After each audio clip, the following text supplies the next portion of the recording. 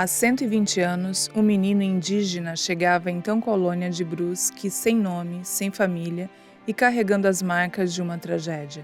Sobrevivente de um massacre que exterminou dezenas de integrantes do povo Xoclém nas matas do Vale do Itajaí-Mirim, ele receberia um novo nome, uma nova família e uma nova vida. Mas jamais deixaria para trás a história que o transformaria em um dos personagens mais marcantes da memória de Brusque.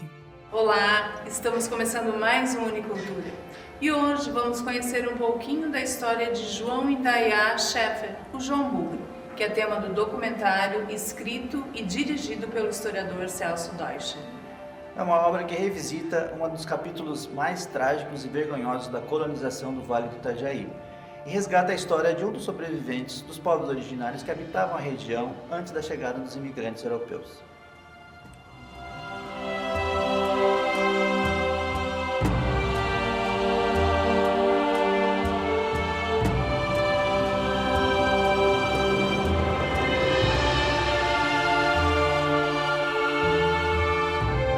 Vamos conversar agora com o historiador Celso Deutscher, que roteirizou e produziu o documentário sobre o João. E queremos então agradecer a tua participação aqui, Celso, para conversar sobre esse documentário. E vamos começar conversando sobre como foi a relação das comunidades de colonos europeus chegados à região do Vale do Itajaí-Mirim com a população indígena local. Bom, antes de mais nada, é um prazer estar aqui, né? Dizer que nós temos levantado a temática indígena em Brusque, apesar da gente ter sempre na nossa história quase que oficial dizer que nós somos alemão, italiano, polonês, sobra um pouquinho para o português, um pouquinho para o afrodescendente, mas não se fala indígena. É a grande questão, talvez até a história explique, mas o impacto inicial da colonização europeia na nossa região, Vale do Itajaí-Mirim, Brusque especificamente, se deu porque o indígena estava aqui era o seu território histórico, né? o seu território originário, e ninguém me disse para ele, olha, nós estamos chegando, queremos um espaço aí nesse território, ninguém negociou nada, simplesmente chegamos, fizemos as nossas casas, fizemos nossas ruas, colocamos o nosso modo de vida e fomos cada vez mais, como diz até no documentário, enxotando os indígenas para mais longe daqui, para a gente poder construir aquilo que o governo brasileiro chamava de civilização e progresso. Sim. Então, nós começamos numa relação de o europeu chega e afugenta o índio para tomar esse espaço dele. E aí o índio reage, né? A reação indígena, e não se trata no filme, nós não discutimos sobre quem está certo, quem está errado, mas a gente coloca as questões que a história está ali e que foi a história que nos legou essas informações.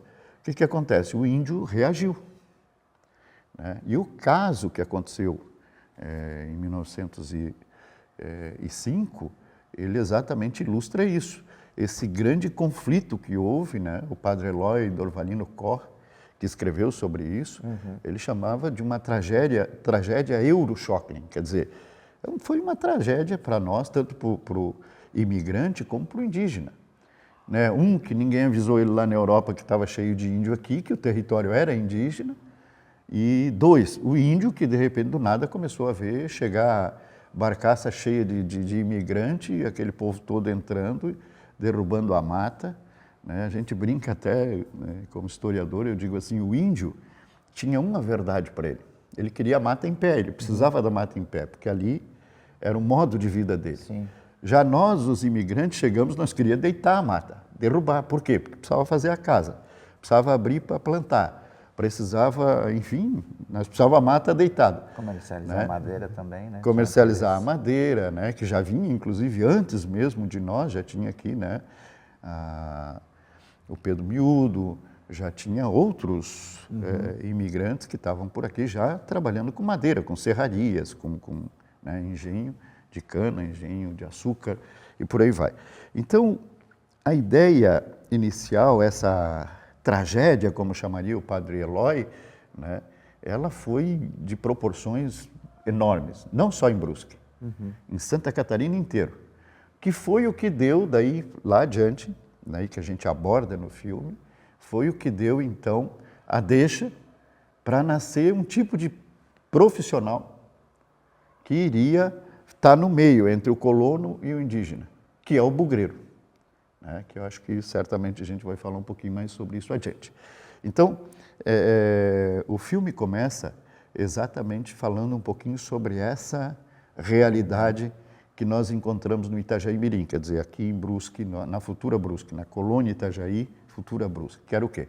Nós tínhamos os povos originários, a maioria nossa era Xóclen, né? Mas tinha também aqui o Guarani e o Caigangue, né? Essas três etnias indígenas viviam nessa região.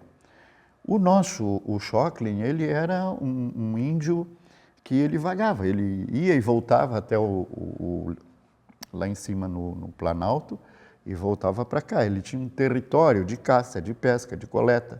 Né? Os nossos não tinham grandes aldeias. Não existia essa ideia de aldeia no meio da etnia Xóclen. E por isso eles eram mais difíceis de caçar.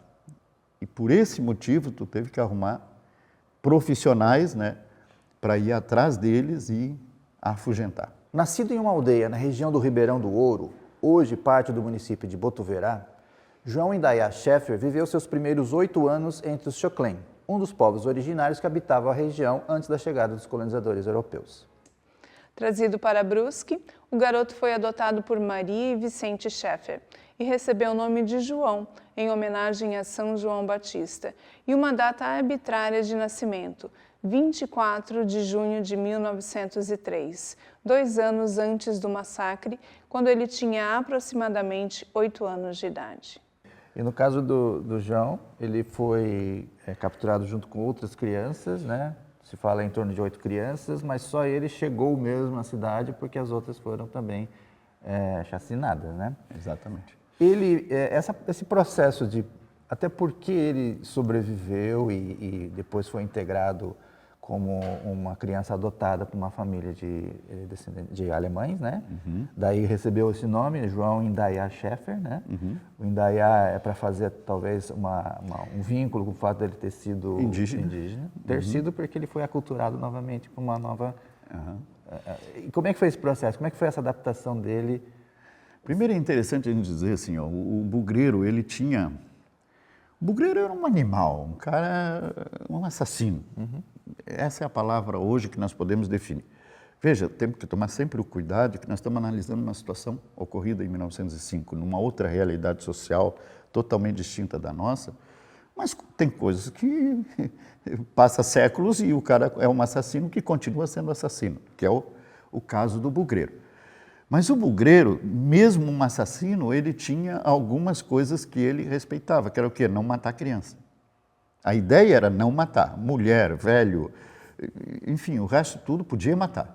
Na cabeça dele, ele vinha para casa sem nenhum remorso, sem nada. Tranquilo. Criança não, criança dava azar. O que aconteceu? O Padre Eloy, que na sua, não sei se ingenuidade até, ou se ele não quis entrar no mérito da questão, ele diz assim, que no caminho, talvez por falta de mantimentos, né, porque eles levaram um tanto de mantimento para ficar 5 dias, eles acabaram ficando 20. Né? Por falta de mantimento, 7 delas foram despachadas para uma vida melhor, ou seja, foram assassinadas. Eu não acredito nisso, entende? O que eu acredito é que eles trouxeram o João não para deixar ele vivo por problema, assim, com dar azar, não, era para mostrar que só sobrou ele. Entende? Tinha uma prova concreta.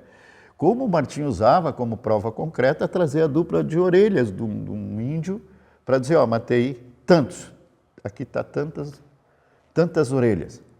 Né? Tem 100 orelhas aqui, 50 índio morto. Né? Veja, havia toda uma negociação antes para pagar eles também por índio morto. O governo de Santa Catarina mandou o equivalente a quase 8 mil reais hoje, dinheiro de hoje, né? A gente fez uma conta lá com os réis da época, com o dinheiro de hoje, cerca de 8 mil reais para essa expedição. Isso o governo pagou para afugentar. Mas afugentar significava matar. E aí tinha que trazer prova disso. Porque tu imagina, ninguém em Brusque conhecia o Martim e o seu bando. Só tinha a fama. O que eles tinham que fazer? O superintendente disse, não, eu vou pagar, eu pago metade agora quando tu vai e metade tu ganha quando trouxer.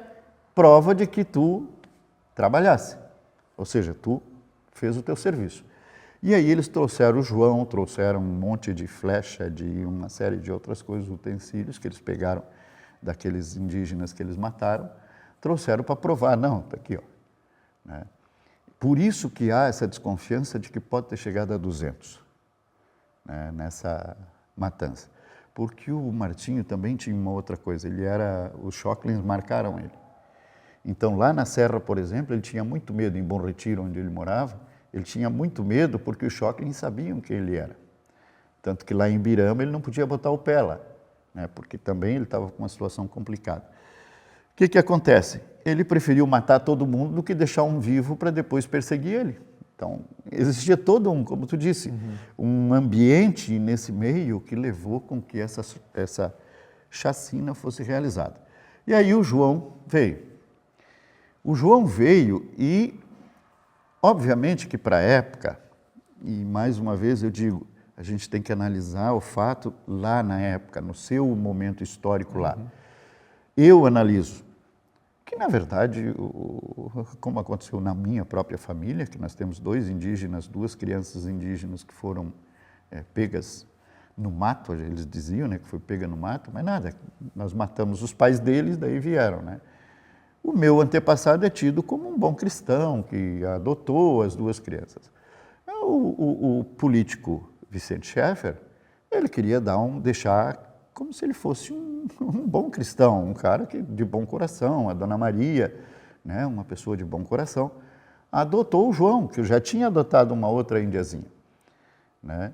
Mas o João, ao longo do tempo, não teve direito à herança, não teve direito a nada, ele era só um indígena e acabou. Não era o filho Não foi nem uma adoção formal? Não, nada disso. A outra menina, mesma coisa, né? Ela se destacou muito, né? A outra, que eles dizem que é irmã do João, mas não é, ela veio de Blumenau, de uma outra caçada. Mas veja, havia todo um processo para te dizer assim, não, o prefeito, olha que bom coração tem ele e a esposa dele. Adotaram 2 índiozinhos, coitadinhos, entende? Isso dava como nós tínhamos aqui, por exemplo, os senhores de escravo que... Quando a escravidão terminou, os caras fizeram um contrato de trabalho que mantiveram a coitada da escrava por mais um tempo, né?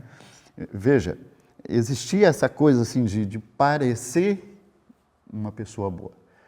Então, o João veio para essa sociedade e aqui ele foi criado. Esse mérito, né, da criação dele, da educação dele, né? O João falava o alemão, falava o português e ainda falava algumas palavras do idioma nativo dele, com a menina que morava junto, que alguns dizem que era irmão dele. Falava 3 idiomas. E o João foi, além de tudo, ele foi um ótimo cantor do coro São Luís, porque ele se tornou católico por causa da mãe adotiva, a Dona Maria, que eram católicos, moravam ali do lado onde é hoje a igreja matriz de Brusque, né, do centro, e ele foi cantar no coral. E ele tinha uma voz extraordinária. Eu conheço muita gente que conheceu ele e cantou com ele. Diz que ele era fora da curva, assim, na questão canto. Ele gostava. Se tornou tintureiro na fábrica Renault, como qualquer jovem de Brusque da década de 30, de 40, ele foi para a fábrica, trabalhar na fábrica, e aprendeu, então, o ofício de tintureiro. Jogou futebol no Renault, foi porta-bandeira, no Renault, porta-bandeira era um cara que era destacado, né, era homenageado. E o João, desde essa época, ele se sobressaiu dos demais, pela questão dele ser um índio que falava alemão. Então, tu imagina, na década de 10, de 20, de 30, alguém olhasse um indígena, que todo mundo achava que aquele nem gente era, que é o que o europeu achava, né, que índio não era gente, era um bicho, e aquele cara falando alemão. Isso eu imagino o impacto para a época, né? E ele ser criado no meio de uma sociedade que aceitou ele no final das contas. Se arrependeu na década de 60, 4 de agosto de 1960, houve um desfile no centro da cidade, e eu penso que nesse desfile, falo isso inclusive no filme, eu penso que nesse desfile, Brusque pôde pensar um pouquinho o tamanho da desgraça que ele fez em 1905, e se arrependeu um pouco disso. Ou pelo menos tirar, sabe, ter remorso do que ele fez, né? E para aprender que nunca mais devia fazer isso. Então o filme ele vem com essa pegada também assim, ó, de mostrar para a sociedade, olha o que nós fizemos lá atrás. Olha o que nós não podemos fazer lá na frente. Esse arrependimento não passa um pouco por uma...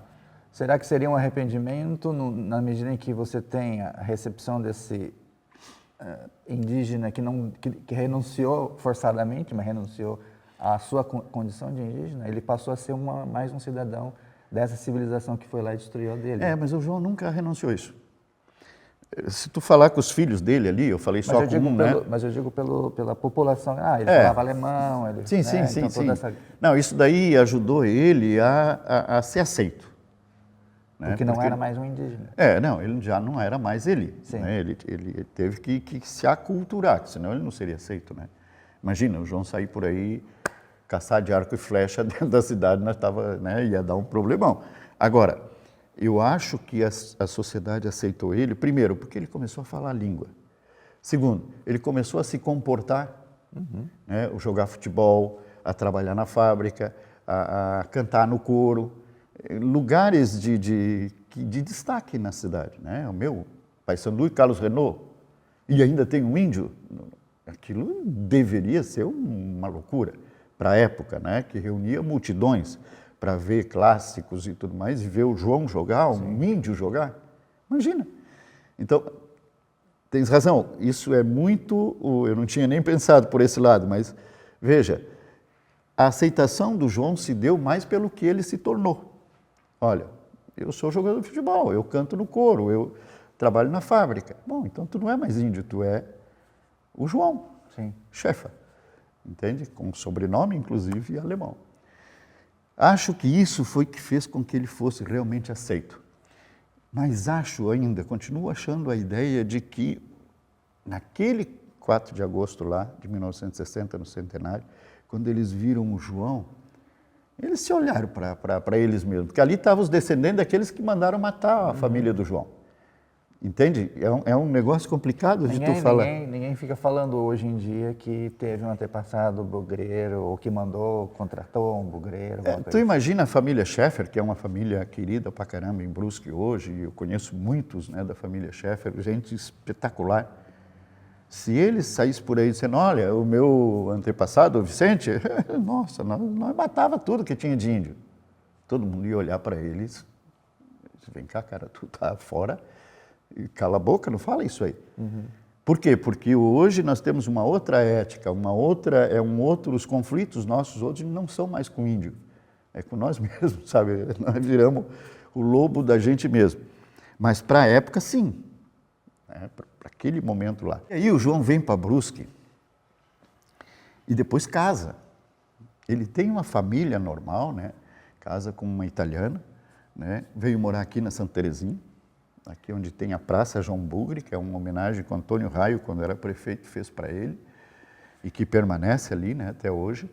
A família dele está morando ali ainda, né, tem netos adotivos, mas netos, que o João nem conheceu, que o João morreu na década de 60, de tétano, devido ao acidente que ele teve lá na fábrica, na Renault, da 1º de Maio, que ele trabalhava naqueles coxos de tingir, e aquilo ali era cheio de soda, tudo fervendo. E virou um coxo daquele sobre um Mafra, que também morreu da mesma coisa. E aquilo caiu, isso aqui tudo, então isso tirou toda a pele dele aqui, e ele acabou dando um tétano no futuro sobre isso. Né? Ele trabalhou 25 anos na fábrica e depois saiu, justamente logo depois do acidente, porque ele não conseguia mais trabalhar. Poderíamos dizer hoje, se encostou, né, como se diz hoje, né? Mas na verdade o que aconteceu, ele saiu, na época não tinha essa coisa de direito trabalhista e tudo mais. Fato é que o João nunca dependeu de ninguém para sobreviver, isso é uma coisa importante. Sempre foi um cara que trabalhou, se virou, foi atrás, correu atrás, sustentou a família, sustentou os filhos, os 2 filhos que ele adotou, ele e a esposa. E foi um cidadão brusquense como qualquer outro, só que de uma etnia diferente. Né? Era um dos poucos, só tinha em Brusque ele e a dona Fanny, Sim. né? Que eram Schocklings, que a gente lembra, assim, que reconhece. Houveram outros, certamente, né? Mas que a gente reconhece, houve esses 2. O documentário, então, ele foi terminado esse ano. A pesquisa começou ano passado, né? E ele está disponível? Ele está disponível no YouTube. Se vocês quiserem, da Unifeb, nós vamos poder disponibilizar. Ele foi feito com dinheiro público também. Nós ganhamos um prêmio ano passado, né? Um prêmio de cultura, Aldir Blanc, que a Eliana Leão, nossa parceira na realização do filme, ela ganhou esse prêmio e, através desse recurso, nós produzimos o filme. Como estamos produzindo agora Bugreiros, que é um prêmio estadual que nós ganhamos e que está saindo agora nos próximos dias aí. E que vamos produzir um outro, que é uma trilogia. O João Bugre, que é o personagem nosso local, o Bugreiros, que é a história desses caras que matavam índios, daí é o estado inteiro, né? E esse tem um diferencial, nós vamos oferecer os nomes de quem eram esses bugreiros. Todo mundo diz, Bugreiro era o Martim. Mas houveram centenas em Santa Catarina, no sul do Brasil, em São Paulo, né? Então nós vamos dar nomes, né? E o último chama-se Filhos da Mata, que é a história dos órfãos, que nem o João. Então teve o João, teve a Curicã, que em Blumenau, em Florianópolis tiveram vários que foram colocados em orfanatos, que foram dados para a família criar, que foram adotados do jeito da época, né? Nós vamos contar um pouquinho da história de cada um, nesses 3 filmes. Então, um sobre o João, um sobre os bugreiros e um sobre os órfãos, que é um outro trabalho. Então tá. Eu acho que a gente convida o nosso público aqui a assistir o documentário, né? Disponível então no YouTube, com esse título, né? João Bugre. Tem está vinculado a algum canal da Casa de Deutscher Filmes, está veiculado, que é a produtora, né, que fez, que tem o Sérgio Deutscher lá, meu irmão, que trabalha, que é o produtor. Nós somos parceiro nesse filme e nos outros todos, né, que a gente faz. Saiu também 2 filmes muito interessantes sobre Brusque. Quando o pessoal entrar lá para ver João Bugre, nós publicamos um filme agora, recentemente, chamado O Último Tamanqueiro, que é aquelas pessoas que produziam aquele tamanco de tirar leite, para quem não sabe, aquele de pau, que só tinha um couro por cima. Nós fizemos uma biografia de um senhor aqui do Limoeiro, que foi a última fábrica de tamanco de Brusque. Hoje nós nem usamos mais aquilo, Sim. né? Mas ele a gente fez um filme muito legal sobre isso daí, que ele vai apresentar como é que se fazia isso, como é que se usava. E fizemos um outro filme, que esse eu quero disponibilizar também para a Unifeb, que ele é um filme para criança. Chama-se Nós e o Rio, que é um filme que trata da questão do Itajaí Mirim e o quanto ele é necessário para nós. Né? Então está lá no nosso canal também, Nós e o Rio, e O Último Tamanqueiro, para quem quiser ver um pouco da história de Brusque através do rio Itajaí Mirim. Então tá bom, gostaria então de te agradecer, Celso, por fim falar sobre esse filme, essa temática tão importante aqui para a nossa comunidade, e convidar o nosso público então a assistir, prestigiar o documentário também. Queria te agradecer e agradecer a Alessandra, né, por lembrar da gente sempre, lembrar do nosso trabalho. É uma maneira que a gente se sente lisonjeado. Por quê? Porque alguém vê, olha, esse pessoal está produzindo um material da história de Brusque.